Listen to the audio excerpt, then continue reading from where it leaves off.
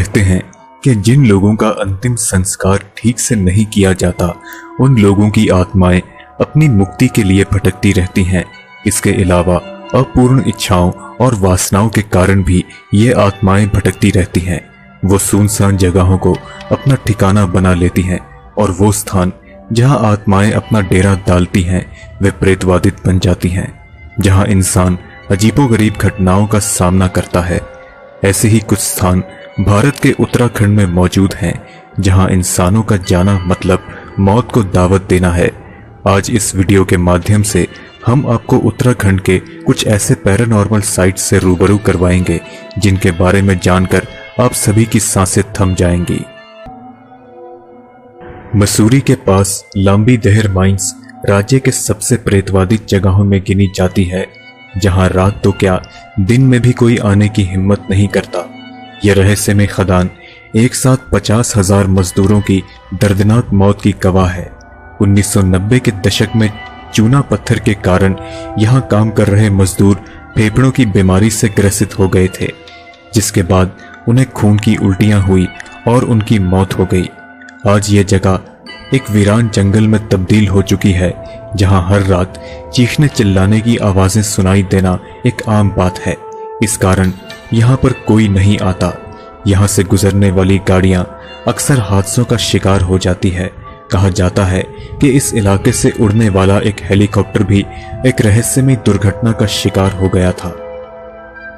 मलिंगर हवेली मसूरी की सबसे पुरानी इमारत है, जिसका निर्माण 1825 के दौरान कैप्टन यंग नाम के एक विदेशी ने करवाया था, जो अंग्रेजों के भारत छोड़े जाने तक यहां पर रहा था। लेकिन ये बात आज भी एक रहस्य बनी हुई है कि क्या कैप्टन यंग अंग्रेजों के साथ चला गया था या वो आज भी यहां है। स्थानीय निवासियों का मानना है कि कैप्टन यंग की आत्मा आज भी इस हवेली के आसपास भटकती है। कहा तो ये भी जाता है कि चांदनी रात को अक्सर यहां घोड़े पे सवार एक आदमी को इस हवेली की तरफ जाते हुए देखा जाता है। कहा जाता है कि जो शख्स ये नहीं मानता कि कैप्टन यंग भारत छोड़कर चला गया है, वो यहां पर हादसे का शिकार हो जाता है। घने जंगलों के बीच मसूरी के दक्षिण में स्थित परी टिब्बा परियों की पहाड़ी के नाम से जाना जाता है, जिसका कई बार रस्किन बॉन्ड की किंवदंतियों में उल्लेख किया गया है।